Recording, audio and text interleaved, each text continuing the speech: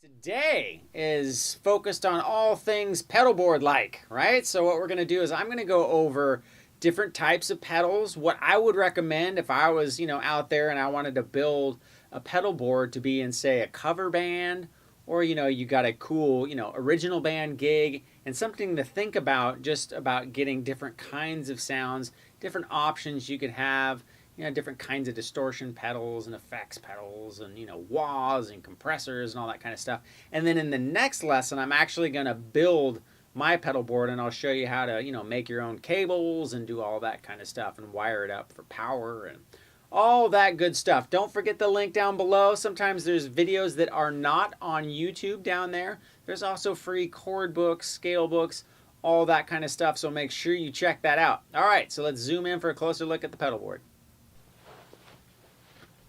All right, so right off the bat, no, you do not have to have a pedal board this big. I have a serious problem.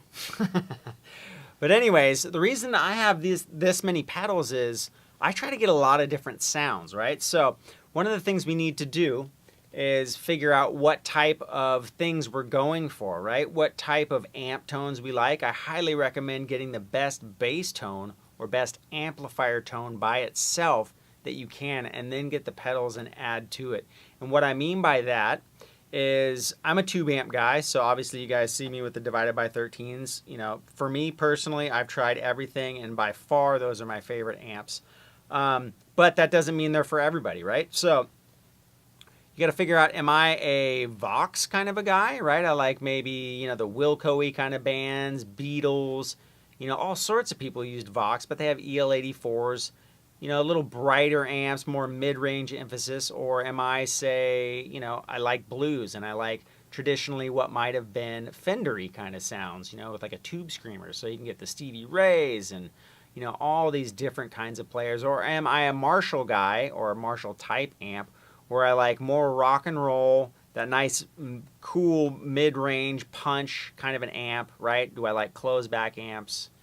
Or do I like open back amps or whatever? So figure out that first. Go mess with a bunch of different amps. Again, get the best bass tone that you can. From there, if we're going to talk just, pedal boards in general, I'm a huge fan of pedal trains. And I'll tell you why. Is because, there's a lot of similar companies out there. You have SKB and all these different other companies. They're great. I had an SKB board forever, and the thing lasted forever. It was bulletproof, right? But this company I really like because they're at an angle, okay? So what's cool is if the board's flat, you're having to step over your pedals to get to the other pedals, and sometimes you'll bump the pedals above, the pedals up here when you're trying to get to them. So that's one of the things I really, really like. Two, they have all these different little holes in here so you can stuff your cords down underneath the actual pedal board itself, and since it's at an angle, you can keep all the pedals or the pedal cables and wires off of the ground. And what I do is you can't really see it, but when I go to build the pedal board, I'll show you. I zip tie everything so it stays up nice and off the ground. Other than that, right? Powering the pedals. I'm a huge Voodoo Labs guy. There's tons of different power companies out there. What these do is they give you isolated inputs for power, so you don't get a bunch of buzz when you're plugging in a bunch of different pedals, and then you don't have to have one of those big multiple plug guys that you would plug your TV into or something. It's nice. These will mount directly onto the bottom of the pedal train itself. It comes with brackets to mount those power supplies, and then from there you run everything underneath the board.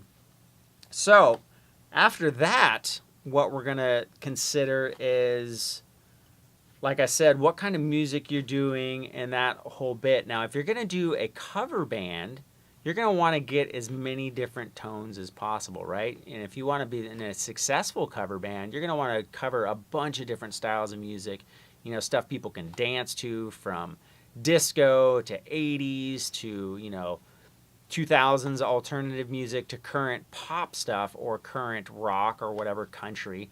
But my point is, you're going to want to be able to get a bunch of different sounds. So, I would recommend at least 2 overdrive pedals or 2 distortion pedals, or 1 overdrive, 1 distortion. So you can get a, a lot of people like tube screamers. I'm a big boutique guy. I've tried tube screamers. I was never into them. But there's a million guys out there who swear by those pedals. They're great. These 2 guys are from a company called Exact Tone Solutions, and they are amazing, amazing pedals. And they're kind of an overdrive and kind of a distortion over here. And what I like about that is I can get a cleaner tone on my amp, and then maybe set this guy for more of my different overdrive. Like I want more of like a punchy rock rhythm sound, right? And then I'll set this guy for a lighter, more Hendrixy kind of open sounding kind of thing. So when you're doing that neck pickup and all that kind of stuff, or maybe a cleaner song, but you want just a little bit of hair on there, I'll set that. Up here, this Wampler is all out Van Halen, right? I love Van Halen. I always end up playing that kind of stuff in the bands that I've been in. So I get a pedal for that kind of a deal. I also, you also maybe want to think about, maybe 1 distortion pedal and 1 boost pedal. This is a boost pedal. And what I like about this is it's like getting your amp's bass tone, right, with no pedals, and then you hit that, and it's almost like going over and turning up the gain on your amp. So you get a really high quality representation of your amp tone pushed a little bit further. You're hitting the preamp. There's this pedal, which I love. You'll see a lot of the RC boosters by Exotic Effects. So tons of guys use those. It's a great pedal as well. It has a little bit more options. You get bass and treble and all that kind of stuff. So you consider a boost taking the place of maybe a distortion pedal as well. I love Hendrix, so I got a fuzz up there too. And I'll go over the routing of that kind of stuff when I show you how to build a pedal board, what pedals you might want to have first. So back to the beginning, considering what type of music. So say you do a lot of blues and Hendrix and that kind of stuff too, so maybe an overdrive or 2, or an overdrive and a boost, and then you'll want to have a fuzz to get all that kind of, psychedelic rock tones, right? And then, wah pedal, that's kind of, preference. Some people don't ever have a wah pedal and don't need one, so that's kind of your call. But wah pedals are very awesome. I really like them. You can do all sorts of Hendrix stuff, disco stuff, all sorts of fun kind of stuff. You can click on the wah and get a more trebly sound to it. So when you go to kick in leads, you get that kind of half-cocked wah sound like a Michael Schenker or Uli Roth or any of these guys back in the day with just ripping trebly tone, right, when they go in to do a leads. Or Satriani, very expressive with his wah pedal. I mean, half of his sound is his wah pedal and how he uses it. Obviously, you're going to need a tuner, right? Everybody needs a tuner. There's bunches of different kinds. I like that Boss tuner. There's also, the more strobe style. I think there's a Peterson tuner that are really, really accurate. A little more involved to use it. There's the TC tuner. I think it's called a Poly tuner. Lots of great stuff.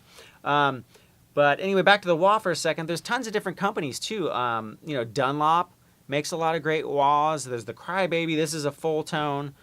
There's a Vox wah. Some of the Crybabies and the Dunlop companies are really cool because they have different frequency bands you can select. I think it's a 535Q gives you 6 different types of wah sounds that you can go for. So that's cool to have those different tonal variations, so you can really tailor in what kind of sound you want.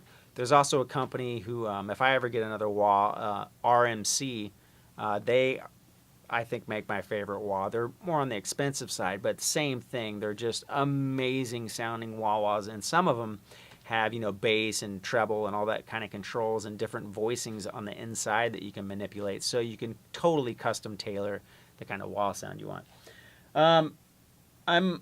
I would recommend delay. Not everybody uses it. I recommend 2 delay pedals. Set one short for kind of just thickening up your tone, maybe a repeat or 2 on 350 milliseconds. So when you're playing rhythm and that kind of stuff, or some leads, it just kind of fattens the tone up but doesn't, get in the way.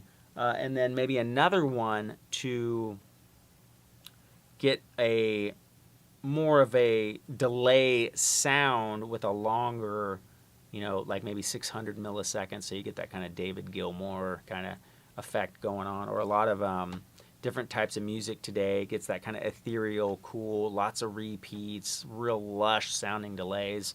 I know lots of guys, just from checking out pedal boards online, you'll see lots of the guys that play in church bands too. A lot of that Christian music is real ethereal sounding and stuff like that. So if you do that sort of a thing, you'll want a wah, or not a wah, at least one delay pedal. Now, keep in mind when it comes to delay and effects and reverb and that kind of stuff, there's tons of great companies like Line 6 that make like the M5 or the M9 and the M13, which can get all those time-based effects, reverb, chorus, delay, flange, all that stuff in one pedal. So what you could do is maybe get one or two drives and then one of those pedals, and you're in. You don't have that big of an investment. You get a board like this and a good power supply that can power it all, and you're gold.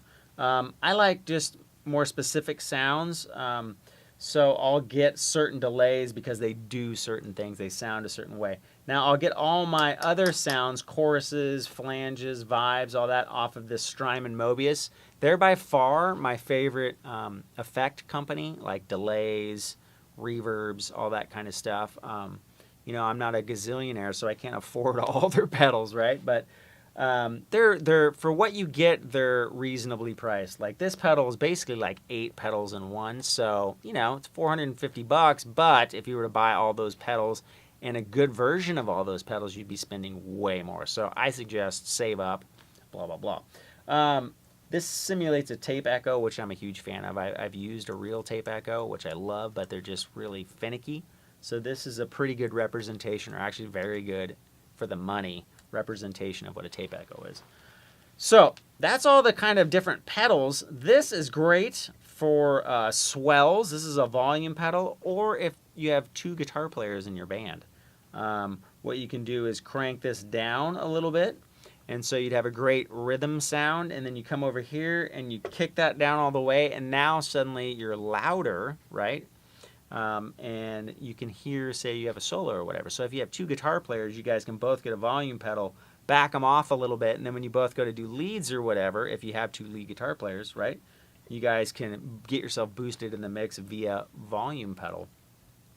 So those are the different pedals I would recommend. So if you're going to go bare bones, get a wah, a tuner, a distortion or 2, or a boost.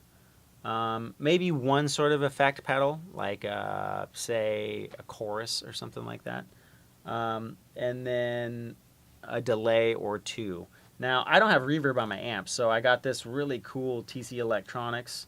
Sounds amazing, for the money. Sounds really, really good reverb pedal, and then I can use it on whatever amp combination I have. I have a couple amps that I use, so.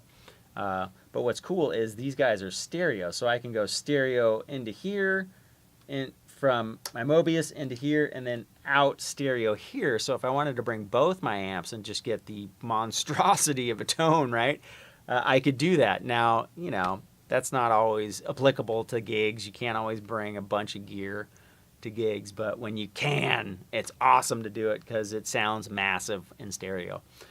So anyways, that's the basic gist of a pedal board. Different pedals you might think about. I'm going to shoot another video, and I'm actually going to wire this pedal board up and go over how to do that, maybe how to cut the cables. I use George L cables. One quick thing on cables, and I'll reiterate this in the next movie, but it's a sound preference thing for people. I know people get all zen and they, you've got to have the oxygen-free, $190 cable that accentuates the mid-frequencies and gives you less lush bass response. There's a place for that, right? There's also a place for the $6 Guitar Center cable. I can't tell you how many pros. I used to work in a amp shop to where I saw a lot of, big-name pro players come through the doors, right? Some of them, their favorite chords were the $6 patch cables at Guitar Center, right? So you got to figure out what works for you. I like the George L's. They sound great to me. So I'll show you in the next video how to make some of those as well, and then how to wire up your stuff with zip ties and make it look all purty. All right, so stay tuned for part 2.